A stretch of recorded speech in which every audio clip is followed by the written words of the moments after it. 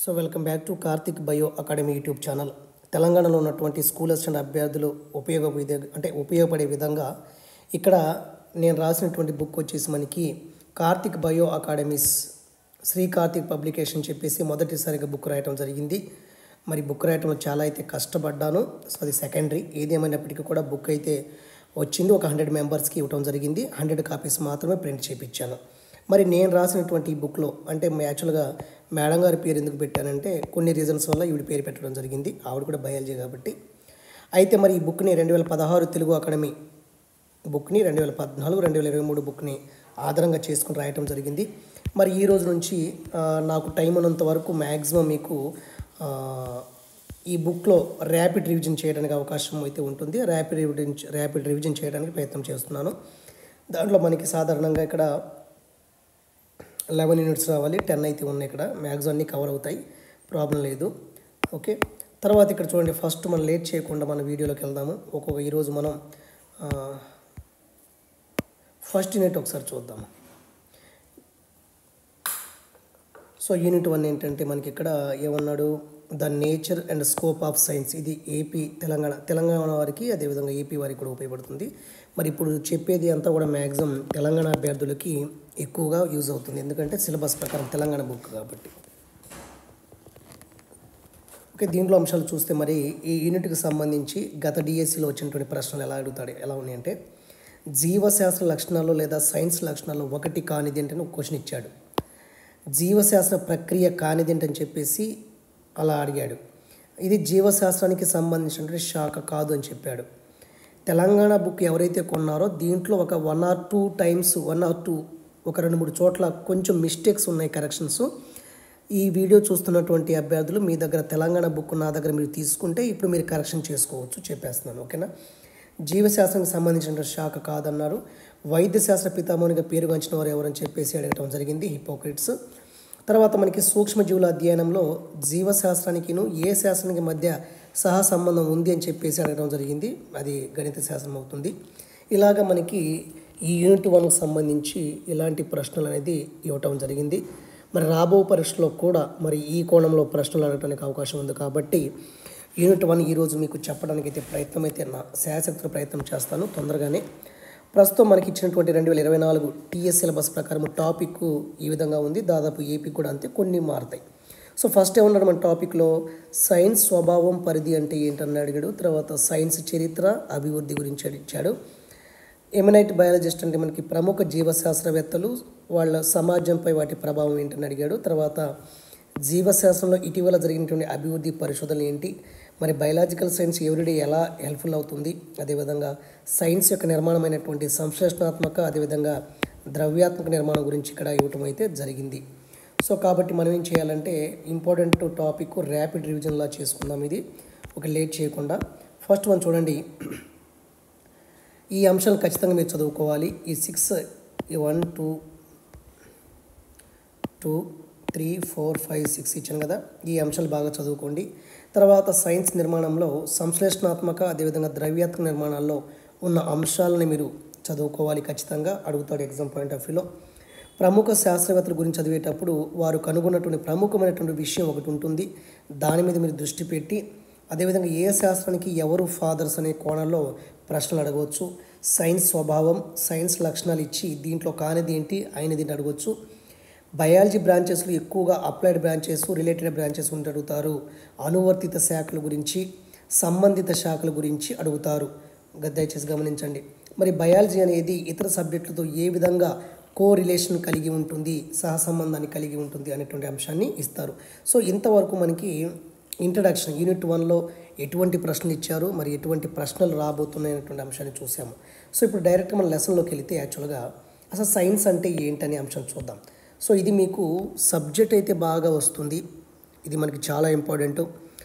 వీడియోని ఎక్కడ స్కిప్ చేయకండి. మీ జీవితంలో చాలా టైం వేస్ట్ చేస్తుంటారు మీరు. కనీసం 1 గంట మీరు కేటాయించగలిగితే చెప్పలేం, నా నోట్ నుంచి వచ్చే మాట నుంచి కూడా బిట్ ఫ్రేమ్ చేయవచ్చు. ఓకేనా. సైన్స్ అంటే ఏంటి, మరి ఈ టాపిక్ తెలియాలంటే ఏం చేయాలి, ఒక యాక్టివిటీ మనం చేయాలి. సో విత్తనాలు అనేవి నీటిలో మునుగుతాయా తేలుతాయా అనేటువంటి ఒక యాక్టివిటీ. ఫస్ట్ మీకు కొన్ని విత్తనాలు ఇస్తారు, దాన్ని ఏం చేసాము మనం, పరిశీలన చేసాము. కాబట్టి పరిశీలించడం అనేది ఒక ఇంపార్టెంట్. విత్తనాలను నీటిలో వేస్తే మునుగుతాయా తేలుతాయని చెప్పేసి నీకు నువ్వే ప్రశ్నించుకున్నావు, పరిశీలన చేసావు, ప్రశ్నించుకున్నావు. తర్వాత మునుగుతాయా తేలుతాయా అనేటువంటి ఫలితాన్ని ముందే ఊహించావు, కొంత ఫలితాన్ని ఊహించావు. కాబట్టి ఇది మూడో స్టెప్ పరికల్పన అవుతుంది. తర్వాత మనకి మీ పరికల్పన తప్ప ఒప్ప అని తెలుసుకునేటకు ఊహించాం, అంటే ఫలితాన్ని ముందే ఊహించడం అనేది పరికల్పన. మరి ఈ పరికల్పన తప్ప ఒప్ప అని తెలుసుకునేందుకు ప్రయోగాన్ని, అంటే మీ పరికల్పన తప్ప ఒప్ప అని తెలుసుకోవటానికి ప్రయోగాన్ని చేసి సరి చేసుకున్నావు. ఇప్పుడు ఫలితాన్ని ఊహించావు, దాన్ని ఏమంటాము? పరికల్పన అని చెప్తాము. నీ ఊహ కరెక్టా కాదా, లేదా నీ పరికల్పన తప్ప రైట్ అని చెప్పేసి ఏం చేసావు? ప్రయోగం చేసి పరికల్పనని సరి చేసుకున్నావు. అంటే పరికల్పన ఊహించావు కదా, అది తప్ప ఒప్ప అని చేయాలంటే ఏం చేయాలి? ప్రయోగం చేయాలి. ప్రయోగం చేసి ఫలితాన్ని సరి చూసుకున్నావు. అది ఏమవుతుంది? నిర్ధారించుకోవటం అవుతుందన్నమాట. ఇచ్చిన విత్తనాలు పరిశీలన చేసావు, అవి మునుగుతాయా తేలుతాయని చెప్పేసి ప్రశ్నించుకున్నావు, మునుగుతాయా తేలుతాయని చెప్పేసి కొంచెం ఊహించావు, దాన్ని పరికల్పన అంటాము. నీ ఊహ కరెక్టా కాదని చెప్పేసి ప్రయోగం చేసి చూసుకున్నావు, దాన్ని నిర్ధారించుకోవడం అని చెప్పాము. ఓకే, తర్వాత ఆ విధంగా ఫలితాలను ఏం చేసావు? విశ్లేషణ చేసావు. ఈ విధంగా సత్యాన్ని తెలుసుకోవడానికి, విత్తనాలు నీటిలో మునిగాయా తెలియ అనేటువంటి సత్యాన్ని తెలుసుకోవడానికి మీరు చేసినటువంటి వర్క్, పనిని ఏమంటామంటే ప్రాసెస్ లేదా ప్రక్రియ అని చెప్తాము. ఇదంతా ప్రాసెసే కదా. ABCDE ఇవన్నీ కూడా ఒక పని చేసావు కదా. విత్తనాలు మునుగుతాయా తేలుతాయని చెప్పేసి పని చేసావు. కాబట్టి ఏదైనా ఒక సత్యాన్ని తెలుసుకోవడానికి మీరు చేసినటువంటి పనిని ఏమంటామంటే ప్రాసెస్ అంటాం. కాబట్టి సైన్స్ అనేది ఒక ప్రక్రియ అని చెప్పొచ్చు. ఒక ప్రక్రియ. ఎందుకంటే సైన్స్లో ఏదైనా ఒక విషయాన్ని మనం పరిశీలన చేయాలి, తర్వాత ప్రశ్నించుకోవాలి, పరికల్పన చేయాలి, నిర్ధారించుకోవాలి, ఫలితాలను విశ్లేషించాలి. ఈ విధంగా ఒక సత్యాన్ని తెలుసుకోవడానికి మనం చేసినటువంటి పనిని ఏమంటామంటే ప్రక్రియ లేదా ప్రాసెస్ అని చెప్తాము. సైన్స్ అంటే ఏంటి? మరి సైన్స్ అనే పదానికి మూలం ఎక్కడి నుంచి వచ్చిందంటే సైన్షియాన్ అనేటువంటి లాటిన్ పదం లేదా సిరే అనేటువంటి లాటిన్ పదం నుంచి వచ్చింది.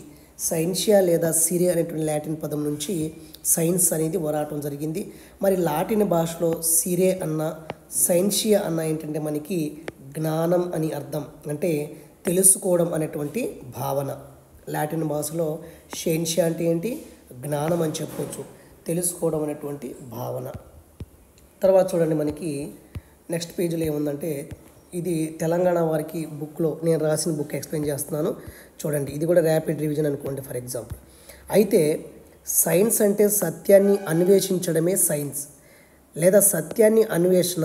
సింపుల్గా చెప్పాలంటే సత్యాన్వేషణ మనకి సైన్స్ అని చెప్పొచ్చు. సత్యాన్ని అన్వేషించడమే సైన్స్ అని చెప్పొచ్చు. అసలు సైన్స్ అంటేనే చేయడం, గుర్తుపెట్టుకోవాలి. మనం సత్యాన్ని తెలుసుకోవడానికి చేసిన పనిని మనం ఏమంటాము? ప్రక్రియ లేదా ప్రాసెస్ అంటాము. ఇంకా సైన్స్ అంటే ఒక క్రమబద్ధమైనటువంటి జ్ఞానం. కాబట్టి ఇక్కడ సైన్స్ యొక్క లక్షణాలు వచ్చేస్తున్నాయి చూడండి. సైన్స్ అంటే సత్యాన్ని అన్వేషించడము, సత్యాన్వేషణ సైన్స్ అని చెప్తాము. సైన్స్ అంటే చేయడమని, సత్యాన్ని తెలుసుకోవడానికి మనం చేసినటువంటి పనిని ప్రక్రియ అని చెప్తాము. మరి సైన్స్ అంటే క్రమబద్ధమైనటువంటి జ్ఞానం అని చెప్పొచ్చు అనమాట. మరి సైన్స్ అంటే సత్యాన్వేషణ అని అనుకున్నాం కదా. మరి ఈ సత్యాన్వేషణ కోసం శాస్త్రవేత్తలు ఉపయోగించే ప్రక్రియకు సంబంధించి కొన్ని నైపుణ్యాలు ఉంటాయి. ఇప్పుడు సైన్స్ అంటే సత్యాన్ని అన్వేషించడం అనుకున్నాము.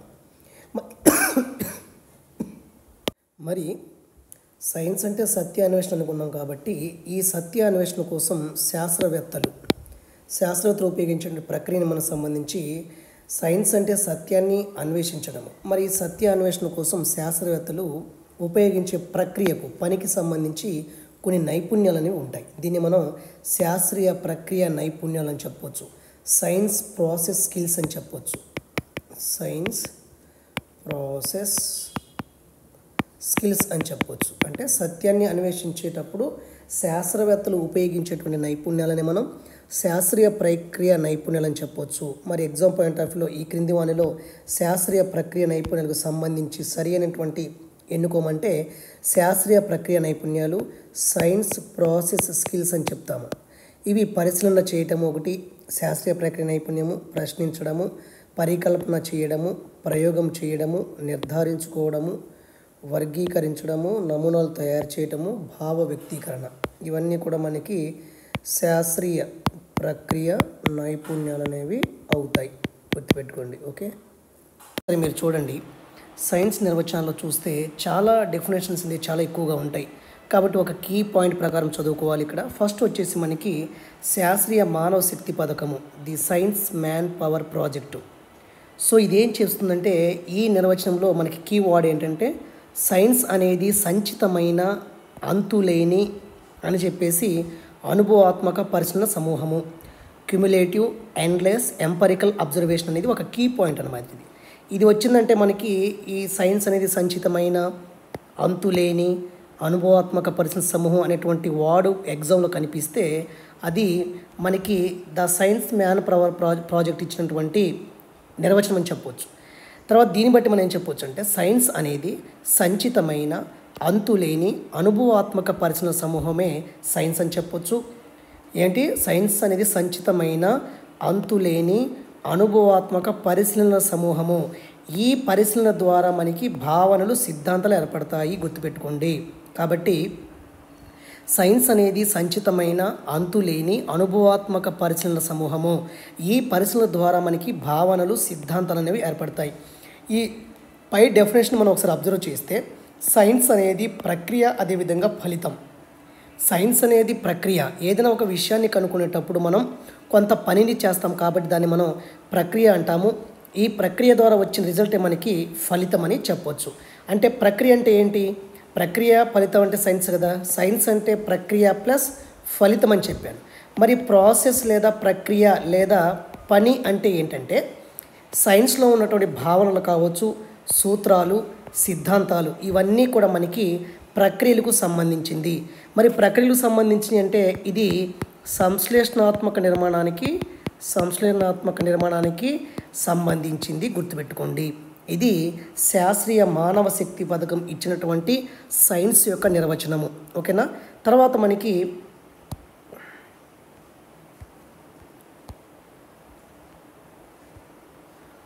సో జేబీ కోనాట్ వచ్చారు. కీవర్డ్ వచ్చేసి మనకి ఏంటంటే ప్రయోగాలు పరిశీలన నుండి వృద్ధి పొంది అనేటువంటి కీవర్డ్. ఈ ప్రయోగాలు పరిశీలన నుండి వృద్ధి పొంది అనే క్వశ్చన్లో ఉందనుకోండి, అప్పుడు మనకి ఈ నిర్వచనం ఇచ్చింది ఎవరంటే మనకి జేబీ కోనాట్ అవుతారు. గుర్తుపెట్టుకోండి. ఈ డెఫినేషన్ ఒకసారి చూద్దాం. చూడండి, ప్రయోగాలు పరిశీలన నుండి వృద్ధి పొంది, తర్వాత ప్రయోగాత్మక పరీక్షలు పరిశీలనకు ఫలితాన్నిస్తూ తమ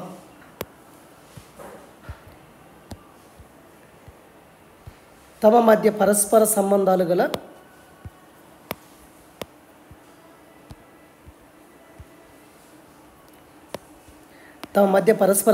గల భావన పథకాల శ్రేణులే విజ్ఞాన శాస్త్రం అని చెప్పొచ్చు అకార్డింగ్ టు జేబీ కోనాట్. తర్వాత మనకి మూడో డెఫినేషన్ చూడండి. మూడో డెఫినేషన్ ఏమిటంటే మనకి academic press dictionary of science and technology. So దీని ఉద్దేశం ప్రకారం ఏంటంటే కీవర్డ్ వచ్చేసి మనకి క్రమబద్ధమైనటువంటి పరిశీలనలు. సో ఈ డెఫినేషన్ చూస్తే ఒక క్రమబద్ధమైన పరిశీలనతో సహజమైన సంఘటనలు, పరిస్థితుల్లో సత్యాల్ని పరిశీలిస్తూ వాటి ఆధారంగా సూత్రాలను, సిద్ధాంతాలను రూపొందించి మరికొన్ని పరిశోధనలు జరిపి వ్యవస్థీకరించబడినటువంటి విజ్ఞాన రాశి మనకి సైన్స్ అని చెప్తుంది academic press dictionary of science and technology. నాలుగో డెఫినేషన్ చూడండి, ఆక్స్ఫర్డ్ అడ్వాన్స్డ్ లెర్నర్ డిక్షనరీ. ఈ కీవర్డ్ ఏంటి, ఆక్స్ఫర్డ్ అడ్వాన్స్డ్ లెర్నర్ డిక్షనరీ ప్రకారము ఒక కీవర్డ్ ఏంటంటే భౌతిక ప్రపంచం అని మనకి డెఫినేషన్లో కనిపించింది అనుకోండి, అది ఆక్స్ఫర్డ్ అడ్వాన్స్డ్ లెర్నర్ డిక్షనరీ ఇచ్చినటువంటి డెఫినేషన్.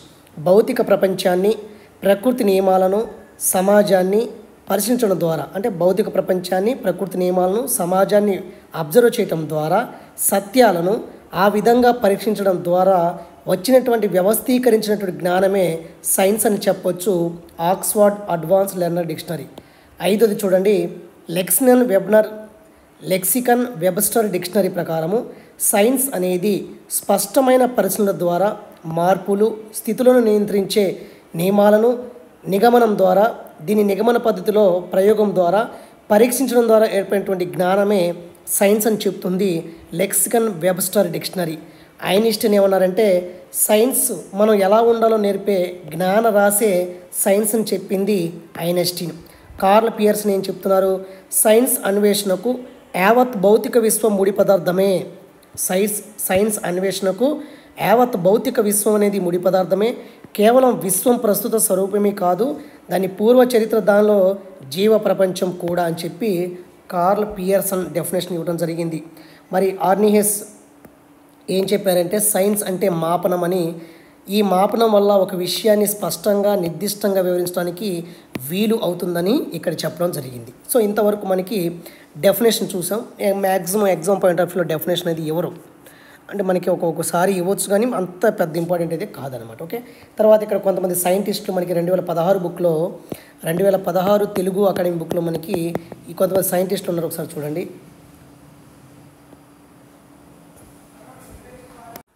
సో ఇక్కడ 2016లో ఉన్నటువంటి టెక్స్ట్ బుక్లో, మెథడ్ బుక్లో, బయాలజీలో కొన్ని సైంటిస్టులు వచ్చారు. అది ఒకసారి చెప్తున్నాను చూడండి. కోపర్నికస్ సూర్యకేంద్ర సిద్ధాంతాన్ని ప్రతిపాదించారు. స్వామి వివేకానంద ఏమన్నారంటే శాస్త్రీయ సత్యాలన్నీ సార్వత్రిక సత్యాలకు దగ్గరలో ఉండే అంచనాలు మాత్రమే. శాస్త్రీయ సత్యాలన్నీ కూడా సార్వత్రిక సత్యాలను దగ్గరగా ఉండేటువంటి ఒక ప్రిడిక్ట్ మాత్రమే, అంచనాలు మాత్రమే అని చెప్పడం జరిగింది. లామార్క్ ఆర్జిత లక్షణాల అనువంశిక సిద్ధాంతాన్ని ప్రతిపాదించారు. చార్లెస్ డార్విన్ వచ్చేసి మనకి ప్రకృతి వలన సిద్ధాంతాన్ని ప్రతిపాదిస్తారు, న్యాచురల్ సెలక్షన్. లూయిస్ పాస్చర్ వచ్చేసి జెర్మ్ థియరీ ఆఫ్ డిసీజెస్, అంటే ఒక బుక్లో నేను కొంచెం మిస్టేక్గా చెప్పాను. మరి జెర్మ్ థియరీ ఆఫ్ డిసీజెస్ని ప్రతిపాదించింది లూయిస్ పాస్చర్. మరి స్మాల్ పాక్స్ వ్యాక్సిన్ని డిస్కవర్ చేసింది ఎడ్వర్డ్ జెన్నర్. తర్వాత బాటింగ్ అనేటువంటి శాస్త్రవేత్త ఇన్సులిన్ని ఆవిష్కరించడం జరిగింది. ఓకే, తర్వాత మనకి అభ్యాసనం అంటే ఏంటి? ప్రవర్తనలో వచ్చేటువంటి శాశ్వతమైన మార్పుని మనం అభ్యాసనం అని చెప్పొచ్చు. ఉదాహరణకి విద్యార్థుల్లో కలిగే మార్పులన్నీ కూడా అతని ప్రవర్తనలో వచ్చే మార్పులన్నీ కూడా మనకి అభ్యాసనం అనేది అవుతుంది. సో తర్వాత చూడండి, ఇక్కడ మనకి ఇదంతా కూడా మనకి 2016 ఉన్నటువంటి టెక్స్ట్ బుక్ ప్రకారం ఇచ్చాను. మరి తెలంగాణ అభ్యర్థులకి ఒక రివిజన్ పర్పస్లో చాలా ఉపయోగపడుతుంది. వీడియోని ఎక్కడ స్కిప్ చేయొద్దు, 1 అవర్ అయినా 2 అవర్ అయినా. ఓకే, తర్వాత చూడండి, జ్ఞానాత్మక, భావావేశ, మానసిక చలనాత్మక రంగంలోని వివిధ నైపుణ్యాల్లో కలిగే మార్పులు, ఏ మార్పు అయినా ప్రవర్తన మార్పు అవుతుందన్నమాట. అయితే జ్ఞానాత్మక, భావావేశ, మానసిక చలనాత్మక రంగంలోని వివిధ నైపుణ్యాల్లో కలిగేటువంటి మార్పులు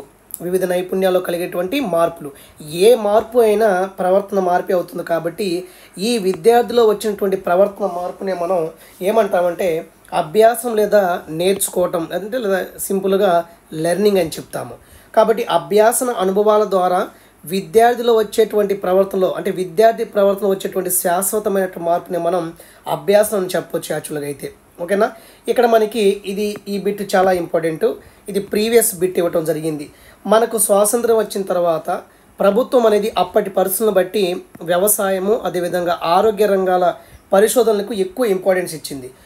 ఇది గ్రీన్ రెవల్యూషన్, వైట్ రెవల్యూషన్కి దారితీసి ఆహారం అదేవిధంగా పాల ఉత్పత్తికి దోహదపడింది అనమాట. సో ఇక్కడ ఈ బిట్టు లాస్ట్ 3 DSలో ఫ్రేమ్ చేయటం జరిగింది. తర్వాత హరిత విప్లవానికి ముందు ఇంపార్టెన్స్ ఇచ్చారు, తర్వాత శ్వేత విప్లవానికి ఇంపార్టెన్స్ ఇచ్చి ఆహారము అదేవిధంగా పాల ఉత్పత్తికి దోహదపడింది వ్యవసాయ రంగంలో, అదేవిధంగా ఆరోగ్య రంగంలో అని చెప్తున్నారు ఇక్కడ. కాబట్టి మనకి స్వాతంత్రం వచ్చిన తర్వాత అప్పుడున్నటువంటి పరిస్థితులు బట్టి దేనికి ఎక్కువ ఇంపార్టెన్స్ ఇచ్చారంటే హరిత విప్లవానికి, అదేవిధంగా శ్వేత విప్లవానికి ఎక్కువ ఇంపార్టెంట్ ఇవ్వటం అనేది జరిగింది. హరిత విప్లవం ద్వారా ఆహారం ఉత్పత్తి జరిగింది, మరి శ్వేత విప్లవం ద్వారా మనకి పాల ఉత్పత్తి అనేది జరిగింది అని చెప్తున్నారు. వీటి తర్వాత సమాచార సాంకేతికతకి, అదేవిధంగా జీవ సాంకేతిక రంగాలకి విస్తృతంగా అంటే వీటికి ఇంపార్టెన్స్ ఇవ్వడం జరిగిందనమాట. మరి జీవశాస్త్రం, బయాలజీ అనేటువంటి పేరు పెట్టింది లామార్కు. బయాలజీ, ఫాదర్ ఆఫ్ బయాలజీ ఎవరంటే అరిస్టాటిల్ అవుతారు. తర్వాత ఈ బిట్ కూడా ఇంపార్టెంట్. భారతదేశ వైద్యులు అనేటువంటి చరకుడు, అదేవిధంగా సశుత్రుడు వీళ్ళు ఏం చేశారంటే రోగ నివారణ పద్ధతులను కనిపెట్టడం జరిగింది.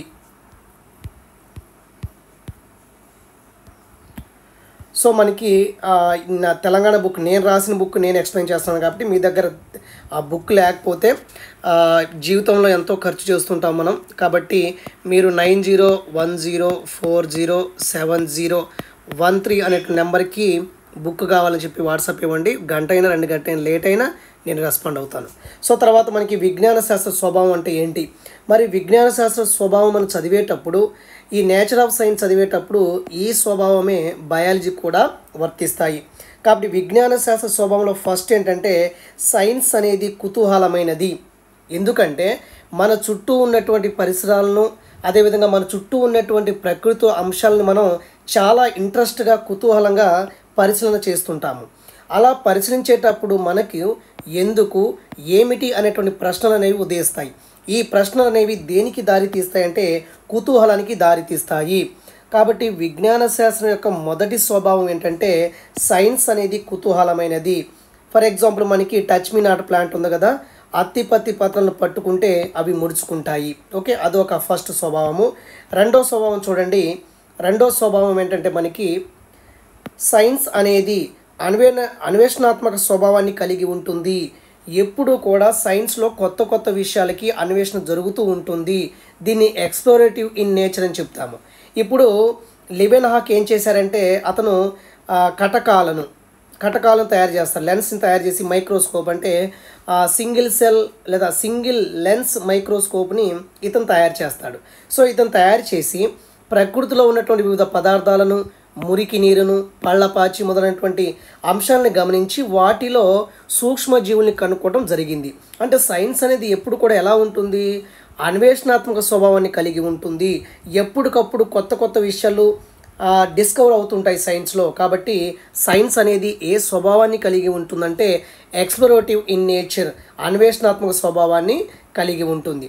తర్వాత ఇంపార్టెంట్ ఏంటంటే సైన్స్ అనేది మార్పుకు లోనయ్యే స్వభావాన్ని కలిగి ఉంటుంది. ఎప్పటికప్పుడు సైన్స్లో నూతన విషయాలు కనుక్కుంటూ ఉంటారు. కాబట్టి సైన్స్ అనేది ఎప్పుడూ కూడా ఒకేలా ఉండదు. కాబట్టి డైనమిక్ ఇన్ నేచర్ అని చెప్తాము. ఎప్పుడూ కూడా సైన్స్ అనేది మార్పుకు లోనయ్యే స్వభావాన్ని కలిగి ఉంటుంది. ప్రతిరోజు కొత్త కొత్త విషయాలు, కొత్త కొత్త ప్రయోగాలు, కొత్త కొత్త వ్యాక్సిన్లు కనుక్కునే ఉంటారు సైన్స్లో. కాబట్టి సైన్స్ అనేది ఎప్పుడూ కూడా మార్పుకు లోనైనటువంటి స్వభావాన్ని కలిగి ఉంటుంది. తర్వాత సైన్స్ అనేది సంచిత స్వభావాన్ని కలిగి ఉంటుంది. క్యూములేటివ్ ఇన్ నేచర్ అని చెప్పొచ్చు. దీన్ని సంచిత స్వభావాన్ని కలిగి ఉంటుంది. తర్వాత సైన్స్ స్వభావం అనేది పరిశోధనాత్మకమైనది, ఆవిష్కరణాత్మకమైనది. సో ఎప్పుడూ కూడా సైన్స్ స్వభావం ఎలా ఉంటుందంటే సైన్స్లో ఏదైనా ఒక విషయాన్ని మనం పరిశోధన చేస్తుంటాము, ఏదైనా కొత్త విషయాన్ని ఆవిష్కరణ చేస్తుంటాం. కాబట్టి సైన్స్ అనేది మనకి స్వభావం అనేది ఎలా ఉంటుందంటే పరిశోధనాత్మకమైనది, అదేవిధంగా ఆవిష్కరణాత్మకమైనది అని అర్థం అన్నమాట. ఇంకోటి మన సైన్స్ స్వభావంలో 6th పాయింట్ ఏంటంటే సమస్యలను పరిష్కరించే స్వభావాన్ని సైన్స్ కలిగి ఉంటుంది. సైన్స్ అనేది మానవాళి ఎదుర్కొంటున్నటువంటి ఎన్నో సమస్యలకి పరిష్కార మార్గాన్ని చూపిస్తుంది. For example last 2 years before అంటే మనకి ఈ కరోనా వచ్చిన టైంలో మరి సైన్స్ లేకపోతే కరోనాకి వ్యాక్సిన్ రాదు. కాబట్టి ప్రపంచంలో ఉన్నటువంటి జనాభా కానీ, సమాజం కానీ ఏ సమస్యలను అంటే వాళ్ళు సఫర్ అవుతున్నారో ఆ సమస్యలకి పరిష్కారం ఇచ్చేది మనకి సైన్స్ అన్నమాట. తర్వాత మన దేశంలో ఇండిపెండెన్స్ వచ్చినప్పుడు ఆహార ఉత్పత్తులు అనేవి చాలా తక్కువగా ఉండేవి. అప్పుడు హరిత విప్లవము, శ్వేత విప్లవము, నీలి విప్లవాల ద్వారా ఆహార ఉత్పత్తులను సాధించడం జరిగింది. ఇది ఇంపార్టెంట్ పాయింట్. ఓకే, తర్వాత మనకి చూడండి 7th పాయింట్ ఏంటంటే శాస్త్రవేత్తలు అందరూ కూడా అధిక సంశయతను కలిగి ఉండేవారే. అంటే మనకి శాస్త్రవేత్తలు చూసే చూపును మనం చూసే చూపు వేరు. వాళ్ళు ప్రకృతిలో ఏదో ఒక విషయాన్ని అబ్జర్వ్ చేస్తుంటారు. ఆ విషయాన్ని వాళ్ళు సైంటిఫిక్ వేలోనే ఆలోచిస్తుంటారు. మనం ఒక విషయాన్ని వేరుగా చూస్తాం. కాబట్టి మనకిలో శాస్త్రవేత్తలు చూసేటువంటి చూపుకు కానీ, వాళ్ళు పరిశీలన చేసేటువంటి ఆ ప్రాసెస్కి వాళ్ళకి చాలా తేడా ఉంది. కాబట్టి శాస్త్రవేత్తలు అందరూ కూడా అధిక సంశయతను కలిగి ఉండేవారే అని చెప్పొచ్చు. సో ఇక్కడ గమనిక రాసాను చూడండి. శాస్త్రీయ సత్యాలు ఎప్పుడైనా, ఎక్కడైనా, ఎవరైనా తిరిగి పరిశీలన చేయటానికి, సరిచూసుకోవడానికి వీలైనదిగా ఉండాలి. ఈ సైంటిఫిక్ ట్రూత్ అనేవి ఏంటంటే ఎప్పుడైనా, ఎక్కడైనా, ఎవరైనా కూడా మనం చేసినటువంటి ప్రయోగాన్ని తిరిగి పరిశీలన చేయటానికి, సరిచూసుకోవటానికి వీలైనదిగా ఉండాలి శాస్త్రీయ సత్యాలు. కాబట్టి సైన్స్ అనేది శాస్త్రీయ సంశయాత్మకతను ప్రోత్సహిస్తుంది అని చెప్పొచ్చు. తర్వాత సైన్స్ స్వభావంలో 8th పాయింట్ ఏంటంటే సైన్స్ అనేది ఏం కోరుకుంటుందంటే పట్టు విడవకుండా పనిచేసే లక్షణాన్ని సైన్స్ అనేది కోరుకుంటుంది. అయితే మనకి ఈ ఏదైనా ఒక విషయాన్ని కనుక్కునేటప్పుడు శాస్త్రవేత్తలు అనేక సందర్భాల్లో ఫెయిల్ అవుతుంటారు. సో ఎన్నోసార్లు ఫెయిల్ అయ్యి ఆఖరికి ఆ విషయం మీద విజయం సాధిస్తారు. అంటే పట్టు విడవకుండా పనిచేసే లక్షణాన్ని సైన్స్ అనేది పెంపొందిస్తుంది. తర్వాత నెక్స్ట్ చూస్తే 9వ పాయింట్, హేతువాద ఆలోచన పెంపొందించే సులభమైన మార్గం ఏంటంటే సైన్స్. హేతువాద ఆలోచనను పెంపొందించే సులభమైన మార్గం ఏంటంటే మనకి సైన్స్. తర్వాత 10వ పాయింట్, సైన్స్ అనేది పరిశీలించదగిన దృగ్విషయాల మీద ఆధారపడి ఉంటుంది. పరిశీలించదగిన దృగ్విషయాల మీద సైన్స్ అనేది ఆధారపడి ఉంటుంది. సైన్స్ అనేది సంభావ్యతలను గురించి తెలుపుతుంది. సంభావ్యతల గురించి తెలుపుతుంది. ఓకే, ఇక్కడ కొంచెం మిస్టేక్ అయింది చూడండి. సంభావ్యతల గురించి తెలుపుతుంది. తర్వాత సైన్స్ అనేది లక్ష్యాత్మకతపై ఆధారపడుతుంది. తర్వాత సైన్స్ అనేది పరిశీలన ప్రయోగం మీద ఆధారపడి రుజువైన సత్యాన్ని మాత్రమే అంగీకరిస్తుంది సైన్స్. తర్వాత సైన్స్ అనేది క్రమబద్ధం చేయబడిన వ్యవస్థీకరించబడినటువంటి జ్ఞానం. సైన్స్ అనేది పరిశీలన ప్రయోగాల మీద ఆధారపడి రుజువైన సత్యాన్ని మాత్రమే అంగీకరిస్తుంది సైన్స్. సైన్స్ ఎప్పుడూ కూడా లక్ష్యాత్మకతపై ఆధారపడుతుంది, పరిశీలనపై ఆధారపడుతుంది, సంభావ్యతల గురించి తెలుపుతుంది సైన్స్. అదేవిధంగా సైన్స్ అనేది క్రమబద్ధం చేయబడిన వ్యవస్థీకరించబడినటువంటి జ్ఞానం. అంటే సైన్స్ అనేది వేల సంవత్సరాల నుండి మానవుని మేధస్సుకు కృషికి ప్రతీక అని మనకి తెలుస్తుంది. కాబట్టి సైన్స్ అనేది క్రమబద్ధం చేయబడిన వ్యవస్థీకరించబడినటువంటి జ్ఞానం. ఇప్పుడుది కాదు. సైన్స్ అనేది వేల సంవత్సరాల నుండి మానవుని మేధస్సుకు కృషికి ప్రతీక అని మనకి తెలుస్తుంది.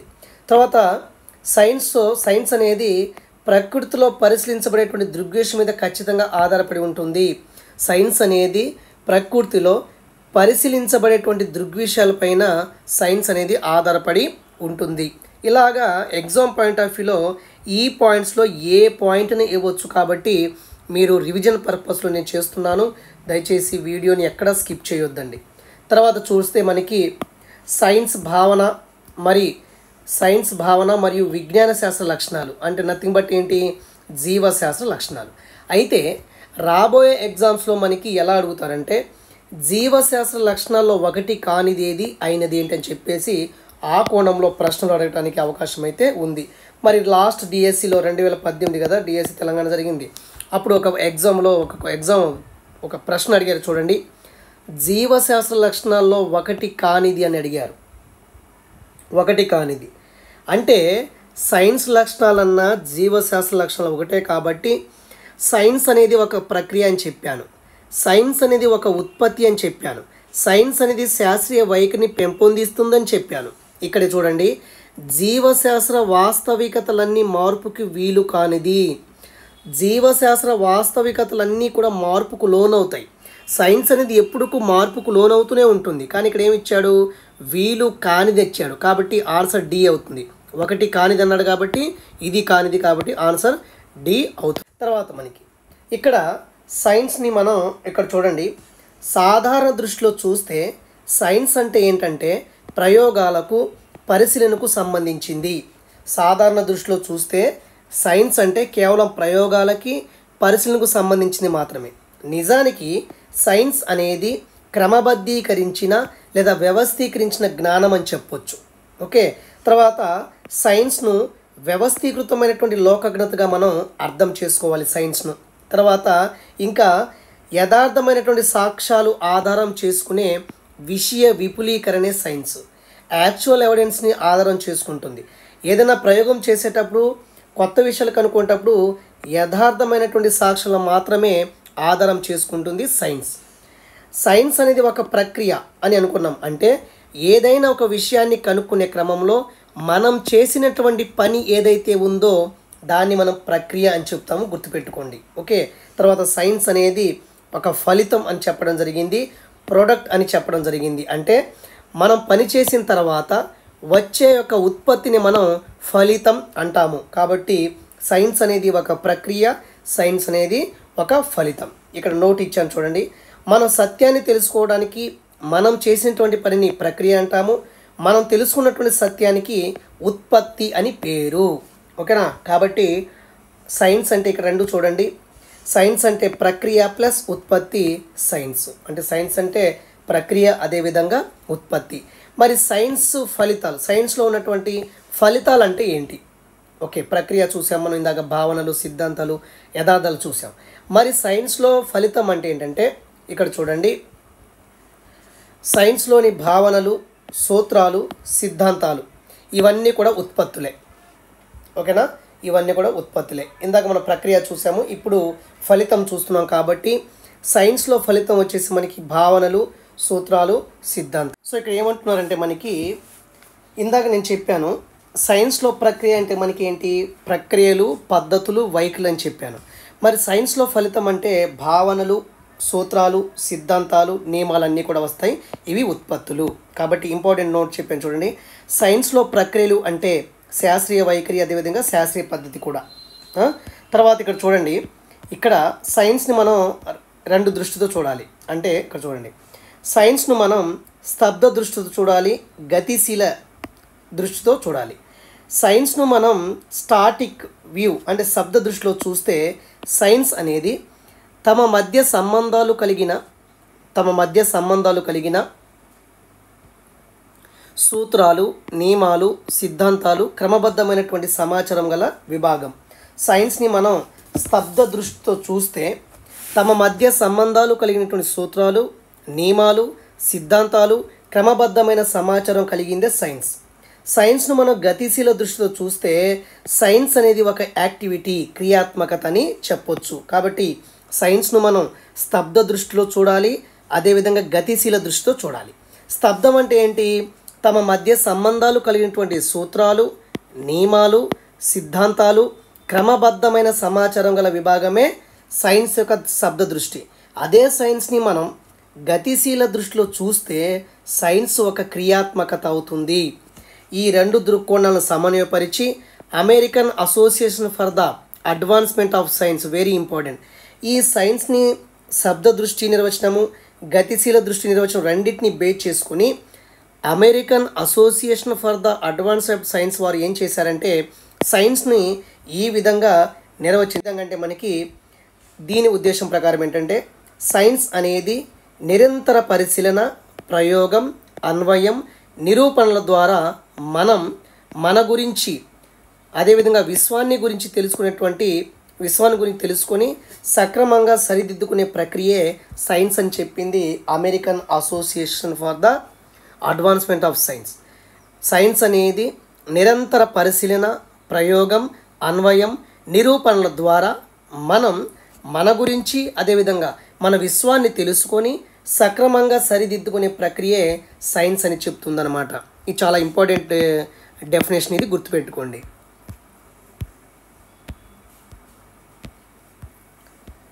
తర్వాత విజ్ఞాన శాస్త్ర లక్షణాలు అంటే ఏంటి, జీవశాస్త్ర, ఇది శాస్త్ర.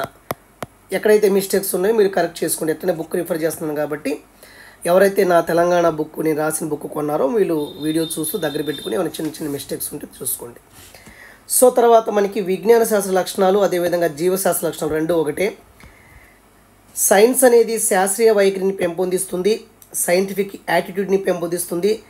శాస్త్రీయ పద్ధతిలో సైన్స్ అనేది శిక్షణ ఇస్తుంది. సైన్స్ అనేది వ్యవస్థీకృతమైనటువంటి లోకజ్ఞత, ఆర్గనైజ్డ్ కామన్ సెన్స్ అని చెప్పొచ్చు. ఓకే, ఆర్గనైజ్డ్, అంతే కదా. తర్వాత చూడండి ఒకసారి, ఆర్గనైజ్డ్, ఒక్క నిమిషం అండి.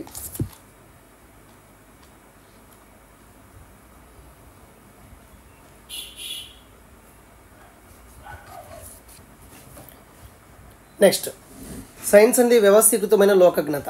తర్వాత రెండో పాయింట్ చూడండి, శాస్త్రీయ ప్రవచనాలను భవిష్యత్తులోని పరిశోధనలకు, వ్యవహారిక జీవనానికి వినియోగించడం జరుగుతుంది. అంటే శాస్త్రీయ ప్రవచనాలు అంటే సైంటిఫిక్ స్టేట్మెంట్సే కదా. మరి సైంటిఫిక్ స్టేట్మెంట్స్ను, శాస్త్రీయ ప్రవచనాలను భవిష్యత్తులోని పరిశోధనలకు, వ్యవహారిక జీవనానికి వినియోగించడం జరుగుతుంది. ఇంకా మనకి సైన్స్ అంటే ఒక ఉత్పత్తి, ఒక ప్రక్రియ. సైన్స్ అనేది సంచితమైనది, అదేవిధంగా సంభావ్యతను ప్రాకృతికరం చేస్తుంది. సైన్స్ ప్రెడిక్ట్స్ ప్రాబబిలిటీస్ అని చెప్పొచ్చు. తర్వాత శాస్త్రీయ ప్రకటన సత్యాన్ని కనిపెట్టడాన్ని వ్యక్తీకరిస్తుంది, express the discovery of truth అని చెప్పొచ్చు. శాస్త్రీయ ప్రవచనానికి ఒక లక్ష్యాత్మకత, రుజువు ఉంటుంది. శాస్త్రీయ ప్రకటనలు అనేవి క్రమబద్ధంగా ఉంటాయి. శాస్త్రీయ నియమాలు భవిష్యత్తు సంఘటనలను అభివృద్ధిని సరైన రీతిలో ప్రాగుర్తికను చేస్తాయి అన్నమాట. కాబట్టి ఇక్కడ చూడండి, ఇది విజ్ఞాన శాఖ లక్షణాలు జీవశాస్త్ర లక్షణాలు అవుతాయి. మీలో ఈ పాయింట్ పెట్టుకోండి. కాబట్టి ఇక్కడ 4వ పాయింట్ చూడండి, శాస్త్రీయ ప్రకటన అనేది సత్యాన్ని కనిపెట్టడాన్ని వ్యక్తీకరిస్తుంది. శాస్త్రీయ ప్రకటన అంటే scientific statement. Express the discovery of truth అంటే శాస్త్రీయ ప్రకటనలు అనేవి సత్యాన్ని కనిపెట్టడాన్ని వ్యక్తీకరిస్తుంది. తర్వాత శాస్త్రీయ ప్రవచనానికి ఒక లక్ష్యాత్మకత లేదా రుజువు అనేది ఉంటుంది. తర్వాత మనకి శాస్త్రీయ ప్రకటనలు అంటే సైంటిఫిక్ స్టేట్మెంట్స్ అనేవి సిస్టమేటిక్గా ఉంటాయి. అంటే శాస్త్రీయ ప్రకటనలు క్రమబద్ధంగా ఉంటాయి. తర్వాత శాస్త్రీయ నియమాలు భవిష్యత్ సంఘటనలను అభివృద్ధిని సరైన రీతిలో ప్రాగుర్తి చేస్తాయి. ప్రిడిక్షన్ అనేది చేయటం జరుగుతుంది.